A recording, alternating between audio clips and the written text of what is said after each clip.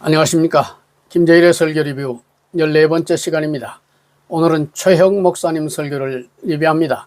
최 목사님은 미국 LA 주안의 교회 담임 목사였는데 한두 달 전에 귀국했다고 합니다. 이 설교는 3년 전 뉴욕 그레인넷 교회에서 아침 햇살 같은 사람이란 제목으로 전한 메시지입니다. 본문은 사무엘하 23장 1절에서 4절 말씀입니다. 다윗은 실수를 많이 했고 넘어지기도 많이 했던 사람이었습니다. 하나님을 잘 알고 있으면서도 하나님의 마음을 아프게 했고 섭섭하게 했던 사람이지요. 그런데 왜 하나님은 다윗에게 은혜를 베풀어 주셨을까를 설교자는 묻습니다. 본문 바로 밑에 사무엘하 23장 5절은 하나님이 나와 더불어 영원한 언약을 세우사 만사에 구비하고 견고하게 하셨으나 나의 모든 구원과 모든 소원을 어찌 이루지 아니하시랴 라고 했습니다. 설교자는 하나님이 다윗의 모든 구원과 소원을 들어주셨던 세 가지 원리가 본문에 나오는데 이 원리는 우리 모두에게 적용된다고 말합니다. 본문 사무엘하 23장 1절에 다윗은 높이 세워진 자, 하나님께로부터 기름 부은 자로 자기 자신을 정의합니다. 자신의 정체성을 확실히 한 것입니다. 내가 누군지를 정의하는 것이 그렇게 중요할까요? 여기서 설교자는 지그 지글러가 쓴 정상에서 만납시다라는 책의 내용을 소개합니다. 빅터는 12살 때 담임선생으로부터 너 같은 전능하는 공부해봐야 소용이 없다. 장사를 하는 게 어때? 라는 말을 듣고 한동안 전능하로 살았습니다. 그러다가 17년이 지난 후 IQ 검사를 했는데 161이 나왔습니다. 전능아가 아니라 천재였습니다. 자기가 천재라는 사실을 이때 처음 알게 된 거죠. 자기가 천재라는 걸 인식하고 책을 썼는데 베스트셀러가 되었습니다. 개발하는 것마다 특허를 얻고 사업이 번창했고 기업인 클럽의 리더가 되었습니다.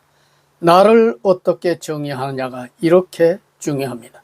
빅터는 17년간 전능아로 살았고 그 후로는 천재로 살았습니다.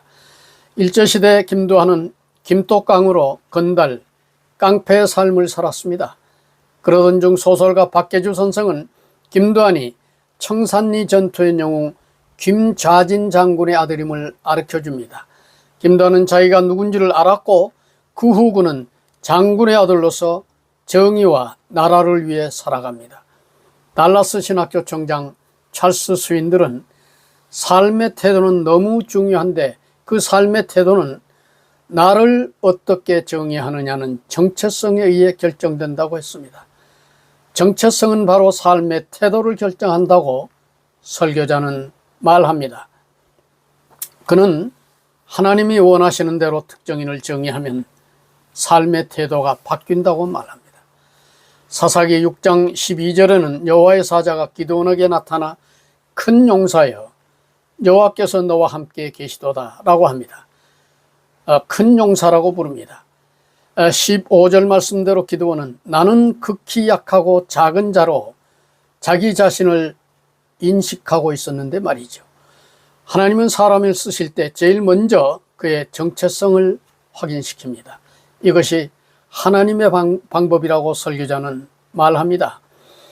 예레미야 1장 6절에서 예레미야는 슬프도소이다. 나는 아이라 말할 줄을 알지 못하나이다 했지만 하나님은 5절에서 내가 너를 모태에 짓기 전에 너를 여러 나라의 선지자로 세웠다고 하십니다. 하나님은 사용하시려고 할 때 먼저 내가 진짜 누군지를 알려준다는 것입니다. 설교자는 세상이 정의하는 것과 하나님이 정의하는 것은 다르다고 말합니다. 예수님은 요한의 아들 시몬을 게바로 바꾸어 호칭합니다. 게바는 번역하면 베드로지요. 그 베드로는 흔들리는 갈대가 아닌 반석의 삶을 살고 물고기 잡는 어부에서 사람 낚는 어부가 됩니다. 다윗이 왜 위대한 사람일까요? 하나님이 정의한 대로 나를 정의했기 때문이라고 설교자는 말합니다. 세상은 다윗을 이새의 아들, 목축업이란 천한 직업에 종사하는 자로 보았지만 다윗은 사무엘을 통해 하나님이 정의한 대로 나를 인식했던 것입니다. 설교자는 또 다른 예화를 듭니다. 베스포는 사생화로 따돌림 당하며 열등감 속에서 살았는데 교회의 젊은 목사가 나는 내 아버지를 알아. 내 아버지는 하나님이야. 넌 이제부터 하나님의 아들로 살아야 해. 라는 말을 듣습니다. 베스포는 커서 테네시 주지사를 2번씩이나 하게 됩니다. 그는 너는 하나님의 아들이라는 말을 듣는 순간 주지사의 삶이 시작되었다고 고백했습니다. 다윗이 은혜를 받기 위해 한 것 또 한 가지는 사무엘하 23장 2절 여호와의 말씀이 내 혀에 있도다 였다고 설교자는 말합니다.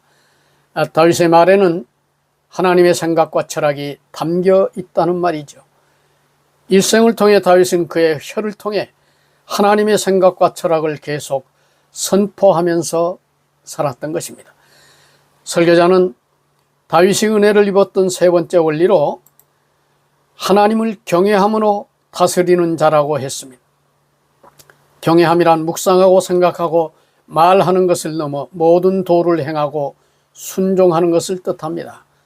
노아는 경외함으로 이 방주를 준비했고 아브라함은 경외함으로 아들 이삭을 제물로 드릴 행동을 했습니다. 출애굽기의 산파들은 경외함으로 남자 아기들을 살렸다는 것입니다. 경외함은 행동과 순종을 수반한다. 다윗은 하나님의 명령과 규례를 지켜 순종함으로 하나님은 그를 모든 환난에서 건져내는 은혜를 베풀었다고 설교자는 말합니다.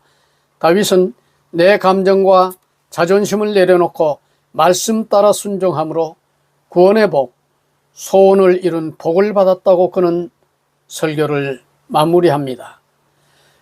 최영 목사님은 성령의 능력과 임재를 강조하며 설교를 통해 이 청중들이 성령의 인도하심을 경험하도록 하는 설교자로 알려져 있습니다.